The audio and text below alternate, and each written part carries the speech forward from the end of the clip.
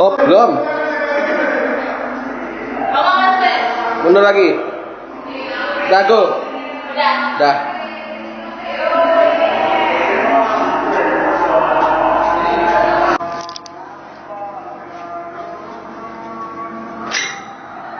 Apa yang kamu, Ren? 3, 2, 3. Ngapain kamu? Laporannya sudah selesai? Masih dikerjain. Tunggu ya, itu dikerjain ya. Terus itu laporan yang lain belum dikerjain, itu harus kamu kerjain itu ya pokoknya. Iya, siap. Oh ya sudah, oke. Tinggal. Belum. Dah. Apa ini laporan masih belum benar? Revisi. Pokoknya ini malam ini harus selesai. Nah, sana kerjain. Bu.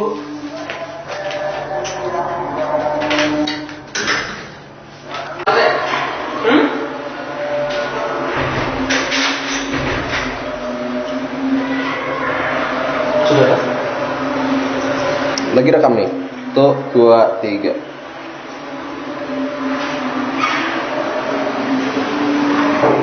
Mike, Ya Pak. tapi kan nanti kamu ya kumpul ya kalau ada rapat Oke baik Pak. di ruangan saya. Oke baik Pak. Dan saya tunggu ya. Oke siap Pak. Ya, jangan lupa. Oke.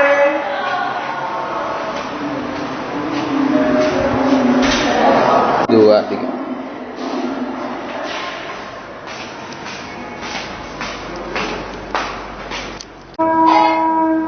Bu Yusufin, Oh iya, Pak. habis ini kita akan ada rapat ya. Jangan lupa nanti kumpul. Iya, Pak. Saya tunggu di ruangan saya. Ganti, ulang.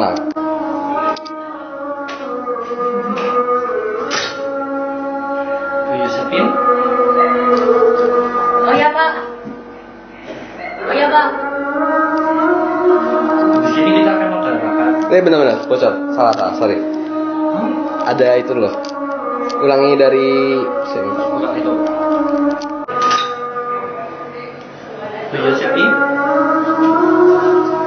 Oh iya, Pak. sebentar lagi kita akan ada rapat. Sebentar lagi. Ulang, sebentar lagi. Sebentar lagi kita akan ada rapat. Saya tunggu ya. Oh baik, Pak. Makasih, Pak. Cepet. Sebentar, yang ada rapat loh. Kita akan ada rapat. Saya tunggu di ruangan saya. Oh iya, Pak. Baik, Pak. Terima kasih. Itu jangan telat ya.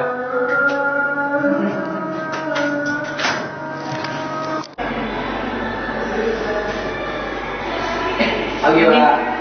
Sana ya. Ulang. Ngomong Pagi Pak. di sini kita ada rapat. Oh iya Pak. Saya tunggu dulu. Oh di ruang dulu Pak. Iya. Oh iya. Ya kan? Oke Pak. Mari Pak. Ayo. Thank you Pak. Oke. Jangan lupa loh, nanti kita akan ada rapat. Oh iya Pak. Di ruangannya saya. Oh iya. Saya tunggu. Oke. Jangan telat ya. Ya. Mari Pak. Yuk. Mana yo? Ojo ngomong. Si. Alamak. Mendidih Bu. Bentar lah, belum. Oh iya wih. Bisa pakai Microsoft Word. Bisa.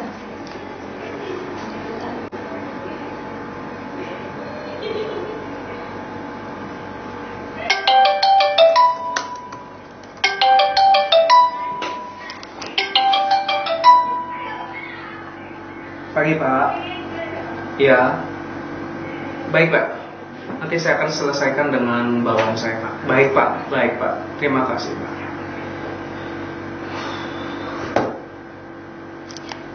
Dua.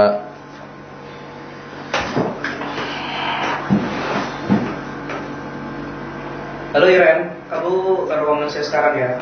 Saya tunggu sekarang ya. Oke.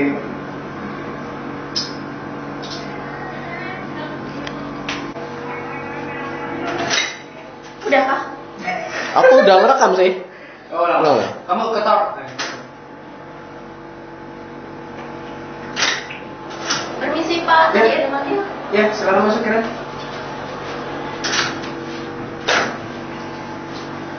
Pak. Jadi gini. Sudah dong? Wes toh? Tiga. Jadi gini Ren, tadi GM nelpon saya, katanya ada masalah di bagian produksi. Sebenarnya apa sih yang terjadi? Kenapa jadwalnya bisa molor semua kayak gitu? Jadi serasa ini nggak sesuai target yang kita inginkan. Kalau gini terus kita bisa rugi. Kamu gimana sih? Oke, gini aja. Nanti saya akan segera utus bawahan saya untuk bantu kamu. Lain kali kamu jangan gini dong. Kalau ada apa-apa ngomong sama saya. Kamu mau kita tidak dapat gaji, kita menjadi rugi dan perusahaan kita bangkrut. 2 3. Oke, jadi gini Ren. Tadi GM nelpon saya, katanya ada masalah di bagian produksi ya. Sebenarnya ada apa sih yang terjadi Ren? Kok saya jadi nggak tahu. Jadi hasilnya molor semua, tidak setarget kita. Oke, atau gini, kira-kira kita perlu nggak kita rapatkan secara bersama-sama agar mungkin masalahnya bisa cepat terselesaikan. Mungkin lain kali kalau ada masalah langsung lapor ke saya saja, oke? Terus kita sama ibu baik kalau enggak. Udah autofokus. Udah fokus. Hai guys, hari ini saya dari kelompok perwakilan A2 mau menjelaskan tentang culture and leadership. Nah, teori yang mau dijelaskan itu ada tentang perbedaan budaya di berbagai negara. Itu antara lain ada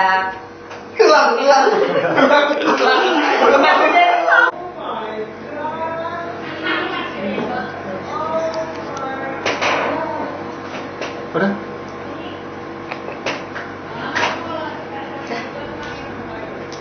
Hai guys, hari ini saya dari perwakilan kelompok A2 akan menjelaskan materi tentang culture and leadership.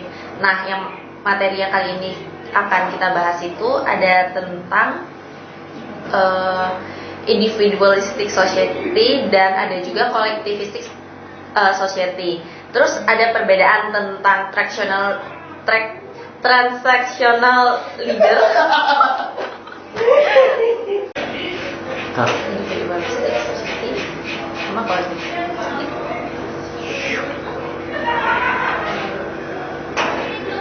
Ini udah jalan.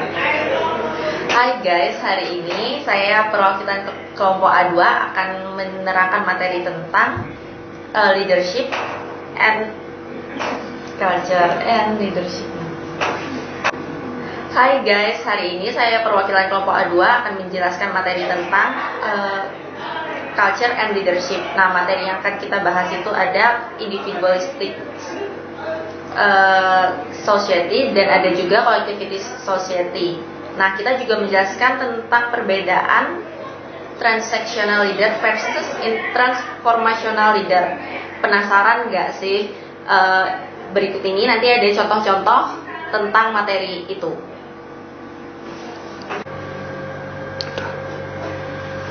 Jutaan orang bahkan tidak menyadari bahwa mereka bisa mempelajari culture and leadership dalam sehari tanpa meninggalkan rumah. Dan Anda adalah salah satu dari mereka. Saya, Michael Antonio, saya seorang mahasiswa profesional. Semua yang Anda pelajari ini bisa dipahami kurang dari 1 hari.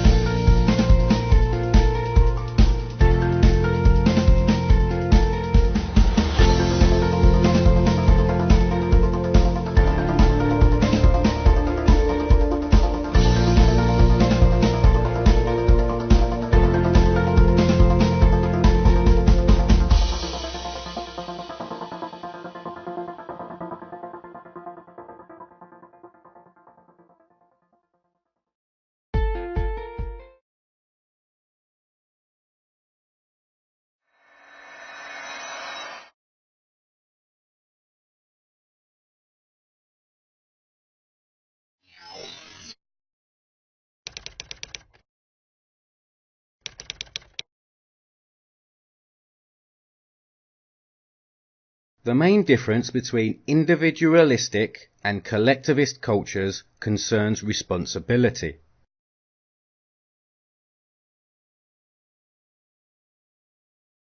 In individualistic cultures, people are responsible for themselves. People are free to pursue their own lives with as little interference as possible from outside. Individual rights and equality in the law, along with privacy, are essential features of these kinds of cultures.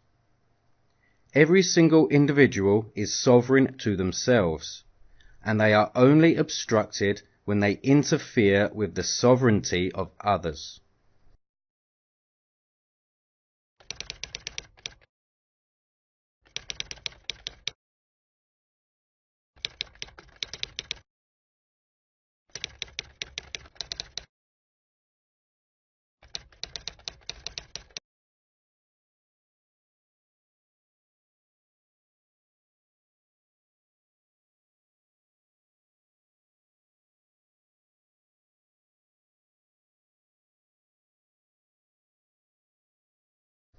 In collective cultures, the well-being of the group is given priority over the individuals that belong to them. In collective cultures, the group is responsible for the actions of the individual, as well as their safety and welfare.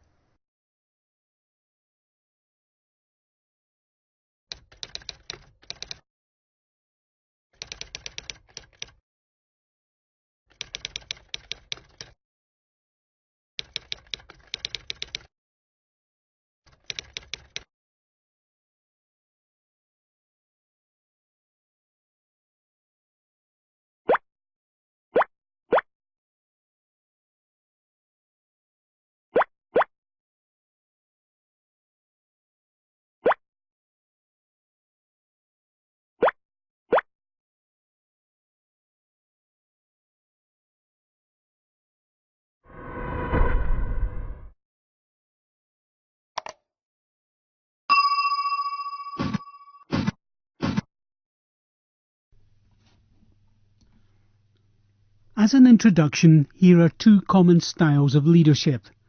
One is called transactional and the other transformational. Once you've read through these two types, you'll be able to take a quick assessment in order to determine your own current leadership style. Whilst transactional leaders would usually work within boundaries and have set established outcomes, a transformational approach is more future conscious and dynamic. Transactional leadership. If you are a transactional leader, you'll be task and results driven whilst adhering to strict organisational boundaries. Additionally, you'd be motivated to reward people and evaluate performance regularly. You'll be focused on ensuring activities are completed efficiently and effectively. This style of leadership can become especially useful when dealing with strict deadlines and are constrained with resources. It maintains group dynamics whilst evaluating how each team member or employee performs their given task. Transformational leadership. If you're a transformational leader, you'll focus on engaging and enthusing employees, making sure they understand how their work will help deliver your vision within the company and the values of the organisation. As a transformational leader, you'll lead by example whilst inspiring your team to drive change and achieve a common goal. There are important differences between transactional and transformational leaders.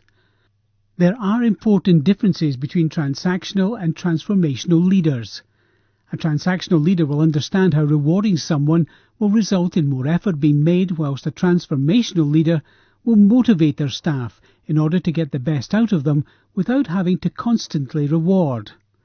Transactional leadership is more reactive to present concerns, whilst a transformational leader is more hands-on, and by doing this, creates higher expectations in their workers. A transactional leader will use methods such as carrot and stick motivation in order to control workers, as opposed to transformational leaders who inspire their staff in order to motivate them. In order to motivate, a transactional leader will set boundaries whilst producing rewards if goals are met. Transactional leadership is dependent on how well a leader is able to motivate, but transformational leaders have excellent managerial qualities bond with their team and build strong relationships.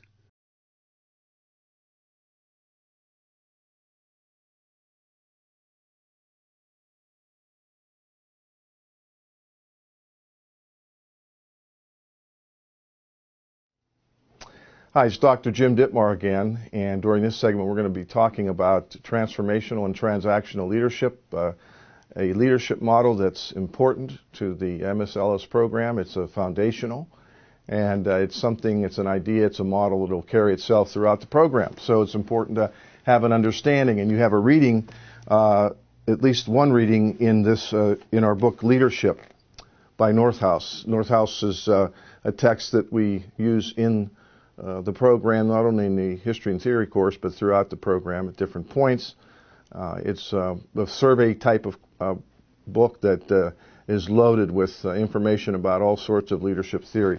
Today we're going to talk about transformational transactional leadership. So what is that? Well, Bernard Bass is the author that we refer to most often in understanding what this model is. He was the one that actually developed the phrases transforming or transformational leadership. And he borrowed from another person named James McGregor Barnes, who had originally talked about transforming and transactional leadership. And Bernard Bass developed it further into transformational, transactional, and something that he called the full range or the full continuum of leadership, which I'll get into in a moment. So what is it? Well, first of all, transactional leadership is really what it sounds like, a transaction. When you think of a transaction, you might think of buying and selling things, going into a store, going into a bank. I give you money as a teller, and you deposit it, and you give me back a deposit slip. That's a transaction. And transactional leadership is similar to that in that it's a negotiated, maybe perhaps not negotiated arrangement that you have. So the transactional leadership is, as leader, I say, if you do this, I will give you that. And it's, something that happens all the time. I will work for you, yes, and I will pay you this salary. Okay, that's a transaction. And so we get involved in a lot of that. We get involved in transactional leadership a great deal. But Bass talked about transformational leadership. And transformational leadership is on the opposite end of what he called the full range of leadership, a continuum. I want you to think about it as a continuum, not necessarily an either or. That's an important idea. It's not that you're transactional or you're transformational, and that's it, one or the other, but rather, if you think of a continuum, starting with transactional on one end and moving to transformational on the other, then there's a sense in which, at times, based on situation, you may move back and forth across this. So what's transformational leadership all about? And let me read a statement to you from the Northouse book, and it's on page 161. And this is just something that sets the stage for this. As its name implies, transformational leadership is a process that changes and transforms people. It is concerned with emotions, values, ethics, standards, and long-term goals. And it includes assessing followers' motives, satisfying needs, and treating them as full human beings. Who wouldn't want to be led by a person who is concerned about those things and is trying to create those capacities in an organization? So what are the particulars about transformational leadership? And Bass identified 4 components. If you think about them as the 4 I's, the letter I, each one starts with the letter I. And for Bass, the transformational leader is someone who expresses these 4 I's. The first one is idealized influence. Idealized influence is this notion that you behave in such a way as a leader that other people want to emulate that. The phrase that was very popular some years ago, I want to be like Mike, is idealized influence. It's it was the influence, the impact that Michael Jordan had on people was such that kids want to aspire to be just like Mike. And so you have a person, a leader in an organization, situation that really reflects behaviors and attitudes and perspectives that you resonate with tremendously, and you see modeled by this person. And so you aspire, you say, that's the kind of leader that I want to be someday.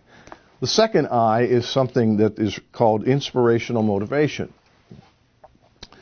Now, in the first case, you might think this going back to idealized influence is someone who has charisma and someone who has kind of that influence. Inspirational motivation has to do more with an individual who can inspire certain behaviors, certain actions. It's somebody who comes along and says, I have a vision, or we have a vision as an organization that is just, tremendous. And we're going to achieve that vision, and this is how we're going to do it. That sort of passionate inspiration and motivational kind of speech and behavior. That's inspirational motivation, and that's what the transformational leader does as well. So the transformational leader provides idealized influence. Number one, that sort of modeling that other people want to aspire to, but also in the second I, inspirational motivation. The leader inspires, the leader motivates, the leader is passionate about what the organization is about. And because of that, other people say, yes, I want to be part of that vision. Now, the third factor is called intellectual stimulation. And this is a behavior within transformational leadership in which the leader recognizes the fact that people have something to say. People have talents and abilities and knowledge and can contribute to the achievement of the goals of the organization. And so the leader in that case comes into a room and doesn't say, this is what we're going to do, but says, what do you think we should do in this case? Let's think outside the box. I want you folks to get creative. I want you to come up with ideas. Maybe we need to we'll have to take a risk, but it's going to be a calculated risk. But let's do it. And so you get a sense of being empowered, and you feel like, wow, I really have a stake in this organization. I have something to say. My opinion is valued. That's what the transformational leader does when he or she considers the intellect, the abilities, the knowledge of the people that they work with. So intellectual stimulation is the third factor. The final of the four I's, the fourth factor, is individualized consideration. Now, in this case, the leader is really interested in knowing the individual. What kind of skills, what kind of talents, what kind of assets does the person bring to the table, so to speak, and putting people in a position within the organization where they can succeed, utilizing these strengths. It also refers to knowing what's going on in the life of the employee, where there may be issues or problems or things that are going on that are affecting performance. It's just this idea of acting like a coach, where the leader is very aware of what's going on with the person and tries to, the best possible way, be sensitive to those, support them, and help work through them. So these are the four I's. These are the fundamental components of transformational leadership. Again, they are idealized influence, inspirational motivation, intellectual stimulation, and individualized consideration. If you think about the four I's, you won't forget what transformational leadership means. Now, also on the end of the continuum, way, if you can go furthest away from transactional and transformational, is this idea of laissez-faire leadership, which Bass and others refer to, and that means someone who is just completely hands-off, doesn't do anything really in terms of interacting and working with people. We don't want to be laissez-faire leaders, that's for sure. But let me say this, that transactional leadership should not necessarily be seen as a bad thing. There are times when we need transactional leadership. If the building's on fire and I say, get out of here right now and listen to me and do it, and you, as a result, your life will be saved. That's transactional leadership, and you need that.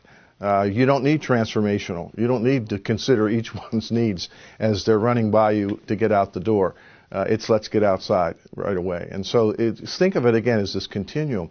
Bass always wanting us to become more transformational and understand that more and become more of that kind of leader, but also knowing that there may be situations in which we have to go back and forth on the continuum and become more transactional based on the situation. So, an important leadership model that you can read about in Northhouse, and it's something that's fundamental, as I said, in understanding other leadership models to come. Thanks very much.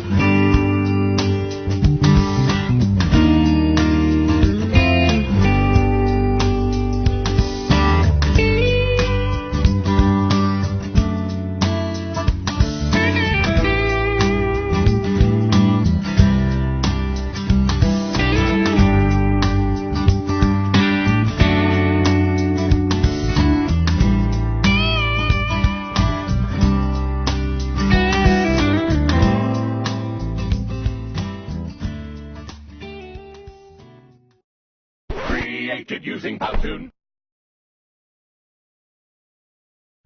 Philosophers have long debated over whether it is the collective or the individual who should be viewed as superior and of more value, but rarely has a consensus been met. This unresolved debate is important because the prevailing views on this issue often determine how a society organizes itself, and thus the quality of life for its citizens. In this lecture we are going to examine a critique of collectivism by one of the most prolific philosophers of the 20th century, Ludwig von Mises. Mises was born in 1881 in the Austro-Hungarian Empire, and is best known for his contributions to the field of economics. However, he also made important contributions to many other fields including epistemology, ethics, political philosophy, social theory, and history. Throughout his life, Mises always showed a concern for defending individual freedoms, as he saw them as essential for lasting peace and prosperity. Consequently, he was also concerned with combating collectivism. The meanings of the terms collectivism and individualism, like many of the terms used in political discourse, are quite ambiguous. However, when discussing them, the issue which is usually of most concern is whether the goals of the collective should be seen as more important than the goals of the individual, which would be the collectivist position, or whether the goals of the individual should be viewed as supreme, the individualist position. Integral to Mises' critique of the collectivist position was methodological individualism, a doctrine which holds that only individuals act. To Mises, the truth of this was obvious. Only individuals act, and any action by a collective can ultimately be reduced to the actions of various individuals. In The Ultimate Foundations of Economic Science, Mises has this to say about methodological individualism. In denying independent existence of their own to the collectives, one does not in the least deny the reality of the effects brought about by the cooperation of individuals. One merely establishes the fact that the collectives come into being by the thoughts and actions of individuals, and that they disappear when the individuals adopt a different way of thinking and acting. While not denying the existence of collectives, methodological individualism denies the ability of any collective to exist in an autonomous manner, independent of the individuals who compose it. Mises stressed the importance of methodological individualism because he believed that often people who favor the collectivist position will try to assert some form of independent existence to their collective in order to justify the elevation of its goals. Mises has two main criticisms for those who want to elevate the supposed goals of a collective above those of the individual. Firstly, Mises stressed a point which is easily overlooked, that being that the creation of a collective is always arbitrary. In other words, because collectives virtually never include the entirety of mankind, criteria must be established to distinguish between who is to be included and who excluded from the collectives. But there is no set way to determine such criteria, and this is why throughout history collectives have taken so many forms, whether it be collectives determined by race, religion, wealth, or country of birth. As such, at any given time there always exists a plurality of collectives, and each collective believes their goals are superior, not only to those of the individual, but also those of all rival collectives. In his work, Theory and History, Mises emphasizes this point by saying, "There is no uniform collectivist ideology, but many collectivist doctrines. Each of them extols a different collectivist entity and requests all decent people to submit to it. Each sect worships its own idol and is intolerant of all rival idols." The second criticism Mises put forth was that the goals which are elevated over those of the individual are never actually the goals of an autonomous collective, as no such thing exists, but rather are merely the goals of those who exert power or influence over the collective at any given point in time. Mises believed that this was why countries which become increasingly collective also become increasingly unstable. As he puts it in his monumental work, Human Action, "It is true that every variety of collectivism promises eternal peace starting with the day of its own decisive victory. However, the realization of these plans is conditioned upon a radical transformation in mankind. Man must be divided into two classes, the omnipotent godlike dictator on the one hand, and the masses which must surrender volition and reasoning in order to become mere chessmen in the plans of the dictator. There is no need to point out that such designs are unrealizable." In opposition to collectivist doctrines, Mises was in favor of individualism, or in other words, the ability of each individual to choose his or her own goals and act accordingly, whether that led to the starting of a charity to help the poor, working construction, or just sitting on the couch all day contemplating the meaning of life. However, in executing one's plans, Mises believed that each individual should respect the rights and freedoms of others. It is important to stress that Mises did not promote individualism because he was somehow against society or other collective entities. Rather, his strong support for individualism was based on his belief that the individualist position was essential for long-term peace and prosperity. Mises believed that when individuals work to achieve their own goals, they readily recognize the mutual benefits that arise from cooperation, voluntary exchange, and the division of labor, and that these social phenomena are not at all incompatible with the individualist position, but rather incompatible with collectivism. Mises conveys this by saying, "The customary terminology misrepresents these things entirely. The philosophy commonly called individualism is a philosophy of social cooperation and the progressive intensification of the social nexus. On the other hand, the application of the basic idea of collectivism cannot result in anything but social disintegration and the perpetuation of armed conflict. Another philosopher who was strongly against collectivism, but likely for different reasons than Mises, was Friedrich Nietzsche. Nietzsche believed that only autonomous individuals are of any worth, and that those who are bound up in the ideals and goals of a collective, or what he called a herd, are really individuals too weak to create their own goals and meaning for life. To conclude this lecture, we will quote a short passage by Nietzsche from his work Thus Spoke Zarathustra, which in a much different style puts forth a somewhat similar view to that of Mises. Somewhere there are still peoples and herds, but not where we live, my brothers. Here there are states. State? What is that? Well then, open your ears to me, for now I shall speak to you about the death of peoples. State is the name of the coldest of all cold monsters.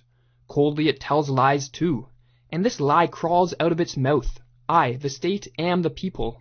That is a lie. Behold how it lures them, the all too many, and how it devours them, chews them, and ruminates.